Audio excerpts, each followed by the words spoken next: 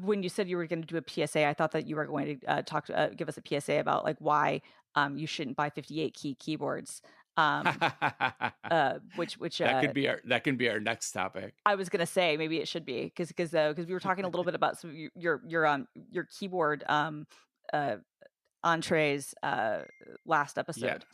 So I finished putting together a Lily 58 keyboard, and as I put it together, I realized things like the single quote and double quote key don't fit on the main layout. And so you have to create a layer with, like a key to trigger the layer. And then you have to have shift assigned on that layer so you can get both single quote and double quote out of it, unless you want to assign those to separate keys. But then you have to learn learn the muscle memory for the separate keys. And it is, the keyboard I'm using, the controllers I have use a variant of like QMK or Via key mapping, and it's through I'm using an app called Vial, Vial. Yeah. So I know the girl who makes Via, which is what Vial is based on. Yeah, that's cool. It is very complex compared to like the Ultimate Hacking Keyboard Agent, which is much easier to configure and now has 8 layers just like this does. We're gonna see. I'm gonna see what I can do. They make what do you call it? They make key switches and keycaps that give you a curve upwards on the keyboard, and there's a word for this and I can't remember, but I'm considering, because right now I just have a flat ortholinear layout, and it would be cool if it was a little bit more ergonomic for my fingers. I don't know if this is going to become my new keyboard. Using it makes me always wish I was using my Ultimate Hacking Keyboard, which now is almost complete with cool keycaps. But so anyway, key mapping a 58 key keyboard is weird. How many keys are on a normal keyboard if you have a number pad? 104. Jesus Christ. Yeah, I forget.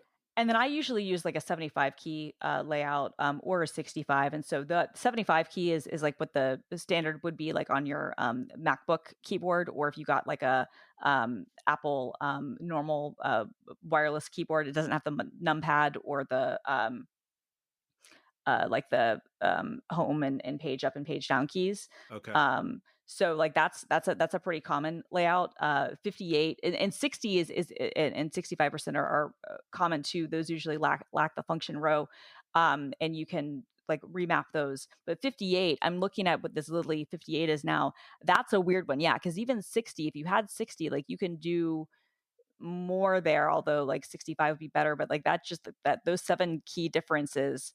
That is interesting how you then have to go into like a different layer philosophy and figure out like, okay, how's my muscle memory going to work and how I'll trigger these things like that. Right. That's going to be the bigger thing. You can have layers trigger other layers with key combinations. And it's cool because you can you can build a hyper key with no additional software. You can say, if I tap this key, do this. If I hold this key and hit another key, do this. If I tap this key twice, then like permanently switch to. Wait, you can do that now just with this keyboard and its firmware? Yeah, exactly. Oh, geez.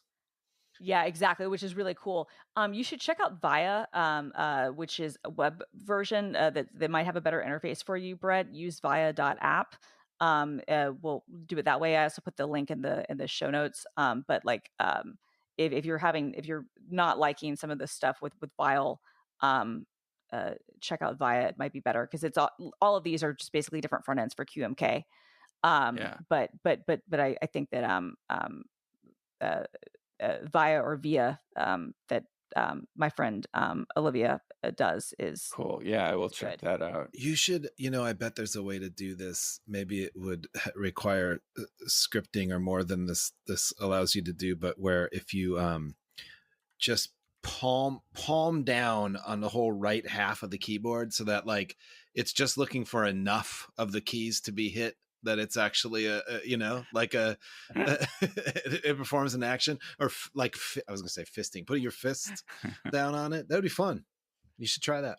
Yeah, I'm not sure how to from a technical perspective, I'm not sure how I would make I that already work, have it laid out in my brain, but I just don't know if the software can catch up with my brain.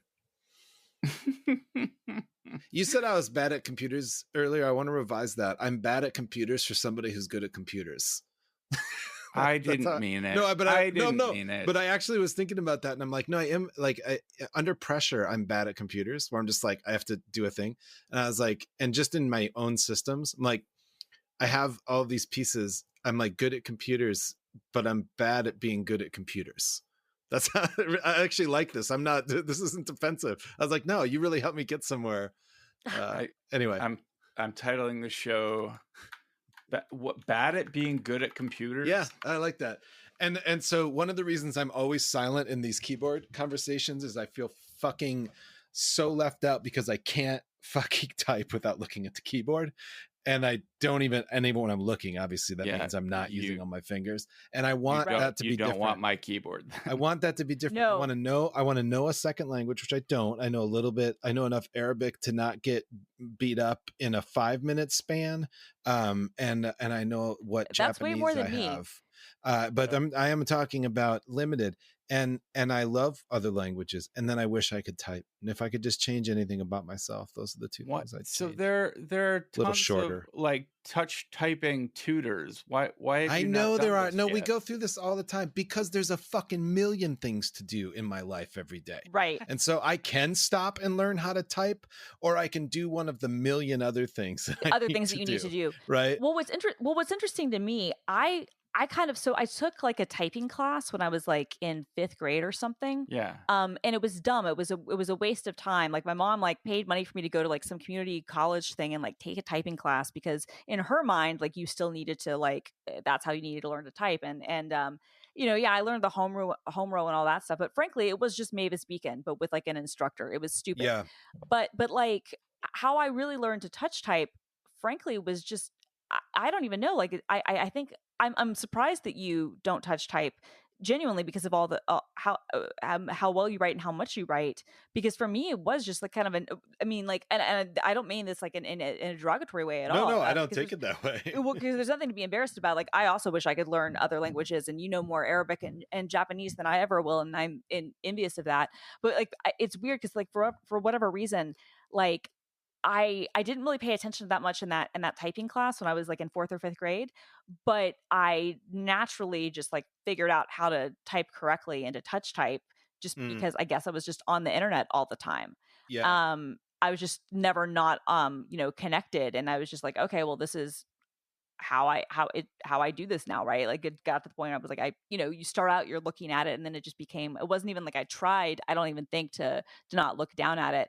That being said, I did try to switch to a different keyboard layout once, and that no, right? Like that, which is why I think like looking at that Lily 58, Brett, like that's a really interesting looking keyboard, but there are enough like things that are not there where I would be like, I would really have to your point, Jeff, like I would have to like switch. I would have to like take time out of my day and be like, okay, I need to practice on this and like put time into this. I don't think it's something that I could just, pick up overnight.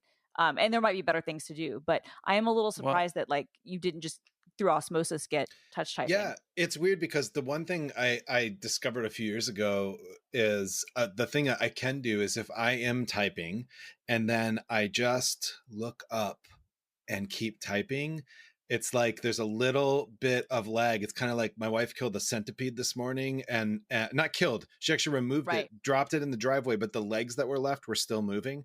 It's like, so if I look up, it's a little bit of that. Like I'm hitting the right keys for just a minute. And then it's like, my brain just goes, oh, fuck, we're not looking.